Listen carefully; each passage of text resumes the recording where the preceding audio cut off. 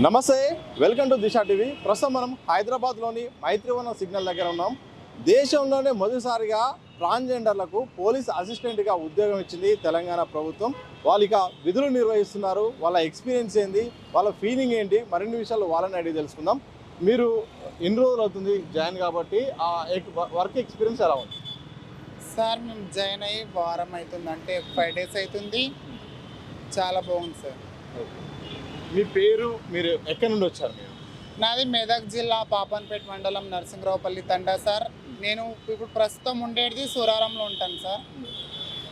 So ఈ యొక్క వారం రోజుల వర్క్ ఎక్స్పీరియన్స్, రోడ్ మీద ఉండాల్సిన పరిస్థితి, చాలా హెవీ కష్టమైన పని. ఇది మీ సొంతంగా మీకు ఎట్లా అనిపిస్తుంది ఈ పని? మాకైతే చాలా సంతోషం ఉంది సార్. ఎందుకంటే ఇదే సిగ్నల్ దగ్గర మేము భిక్షాటన చేసుకొని బతికే వాళ్ళము. ఇదే సిగ్నల్కి మాకు మెయింటెనెన్స్ చేయడం చాలా సంతోషమైన విషయం, చాలా గౌరవం. ఇంకొకటి సీఎం రేవంత్ రెడ్డి సార్ గారు చేసిన పని చాలా సంతోషమైన. రేవంత్ రెడ్డి సార్ గారికి చాలా నా ఉదయపూర్వకంగా ధన్యవాదాలు సార్.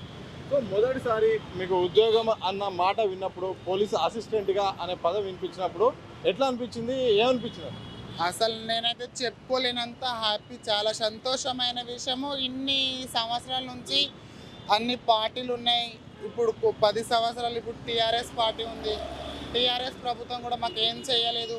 ఇప్పుడు కాంగ్రెస్ ప్రభుత్వం రాగానే సీఎం రేవంత్ రెడ్డి సార్ గారు మంచి నిర్ణయం తీసుకొని మాకు మంచి జాబ్స్ ఇచ్చారు. సంతోషమైన విషయం. ఇంకా ఇప్పుడు ఏంటంటే మా దాంట్లో చదువుకున్న వాళ్ళు చాలామంది ఉన్నారు. అలాంటి వాళ్ళకు కూడా ప్రతి దాంట్లో మాకు రిజర్వేషన్ ఇవ్వాలని నేను మనస్ఫూర్తిగా నేను కోరుకుంటున్నాను సార్. జెండర్స్ అంటే ఒక చిన్న చూపు, ఏదో ఒక ఎగతాళి చేసే పరిస్థితి కొంతమంది గౌరవిస్తుంటారు. మీరు చూసిన ఎక్స్పీరియన్స్ ఏంటి, ఆ నేపథ్యంలో మీరు పడ్డ కష్టాలు ఏంటి?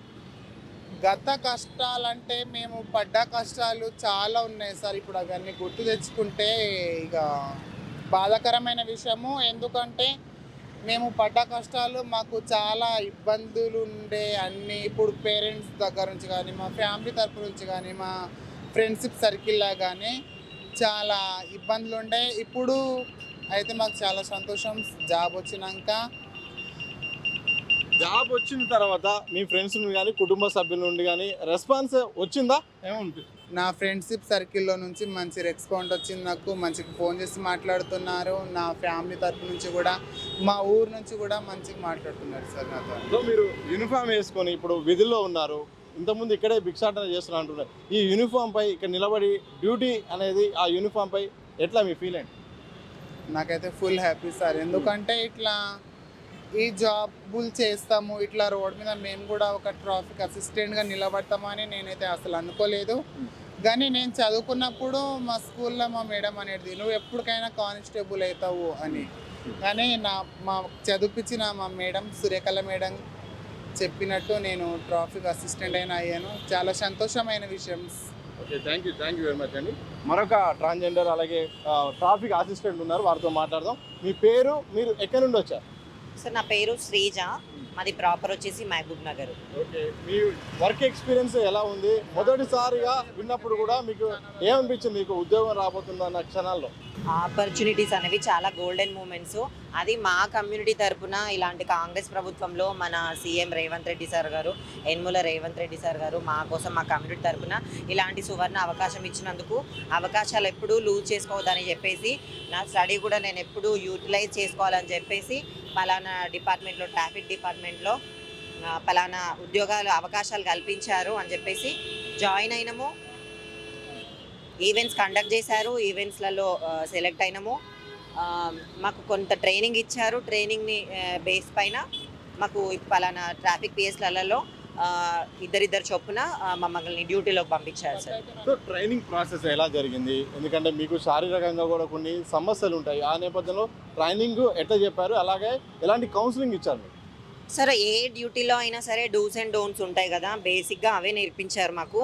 సో మనము ఏదైనా సరే మనం బేసిక్గా పబ్లిక్లో సర్వీస్ చేస్తున్నాం కాబట్టి ఇలాంటి ట్రాఫిక్ డిపార్ట్మెంట్లో జంక్షన్స్ దగ్గర ఎలాంటి సేఫ్టీస్, మన సేఫ్టీ ఏంటి, పబ్లిక్ సేఫ్టీ ఏంటి అని చెప్పేసి సిగ్నల్స్ తరఫున సిగ్నల్స్ ఎలా ఉంటాయి, ఎన్ని రకాలుగా ఉంటాయి అని చెప్పేసి మాకు బేసిక్గా మ్యాండేటరీ సిగ్నల్స్ అన్నీ, 3 రకాల సిగ్నల్స్ అన్నీ మెయింటైన్ చేయించి నేర్పించి పంపించారు సార్ మమ్మల్ని విధుల్లోకి. సో టైమింగ్స్ విషయాలు కానీ ఏం చెప్పారు డిపార్ట్మెంట్ వాళ్ళు? ఆ టైమింగ్స్ చేసే క్రమంలో, మార్నింగ్ నుండి మధ్యాహ్నం చేసే క్రమంలో ఎట్లా అనిపిస్తుంది టైమింగ్స్ కానీ వర్క్ కానీ?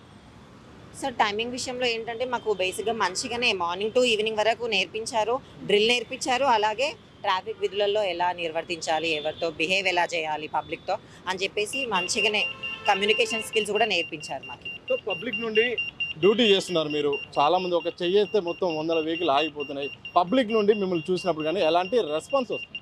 సార్ పబ్లిక్లో కొంచెం వింత చూపే అనిపిస్తుంది నా ఒపీనియన్ని బట్టి. సో ఏంటంటే వీళ్ళేనా జాబ్స్ చేస్తున్నది అన్నట్టుగా పబ్లిక్ చూపు ఉంది. కానీ అది కూడా మారుతుంది రాను రాను, ఎందుకంటే అన్నీ ఒకటేసారి రావు కదా, నిదానంగా మారుతుంటుంది అని చెప్పేసి నేను అనుకుంటున్నాను సార్. సో ఇక చాలా కష్టమైన డ్యూటీ, ఎందుకంటే పోలీసు డ్యూటీ అనేది ఇంకా ట్రాఫిక్ అనేది కొన్ని గంటల పాటు నిలబడి, ఇటు పొల్యూషన్ ఉంటుంది, ఎక్కువసేపు హార్డ్ వర్క్ చేయాల్సి వస్తుంది, దానికి శరీరం కూడా సహకరించాలి. ఈ నేపథ్యంలో ఇది మీకు కష్టతరం అనిపిస్తుందా, దీన్ని బయటపడగలరా? సరే మాకేం కష్టంగా ఏం అనిపించలేదు. మాకు పలానా ట్రాఫిక్లలో మమ్మల్ని పోలీస్ స్టేషన్లకి మమ్మల్ని విధులలో జాయిన్ అవ్వమని చెప్పేసి మాకు పలానా పోలీస్ స్టేషన్లో అప్పగించారు కదా, అక్కడికి వెళ్ళి మేము మా సంతకం చేసేసి వచ్చినాము. మాకు డూస్ ఏంటని డోంట్స్ అని చెప్పేసి మాతో పాటు కానిస్టేబుల్ సార్ వాళ్ళు కూడా ఉన్నారు కదా, ట్రాఫిక్ కానిస్టేబుల్ సార్ వాళ్ళు మాకు చెప్తున్నారు ఇలా ఉండండి అమ్మా అని చెప్పేసి. మాకు కొంచెం అసిస్టెంట్ అలాట్ చేస్తున్నారు, మాకు పలానా ఉండండి, ఇలా ఉండండి, ఫస్ట్ మీ సేఫ్టీ చూసుకొని తర్వాత పబ్లిక్ సర్వీస్ చేయండి అని చెప్పేసి నేర్పిస్తున్నారు సార్, నేర్పించే చేపిస్తున్నారు. సో హైదరాబాద్ వరకు పరిమితం అయితే సరిపోతుందా, దేశవ్యాప్తంగా కూడా ఇట్లా ఉద్యోగాలు ఇస్తే బాగుంటుంది అనుకుంటున్నారు? సార్ ఇంతకు ముందు ఉన్న ప్రభుత్వం ఏ ప్రభుత్వం కానీ మా కమ్యూనిటీ తరపున ఎలాంటి అవకాశాలు కానీ ఎలాంటి నిర్ణయాలు కానీ తీసుకోలేదు.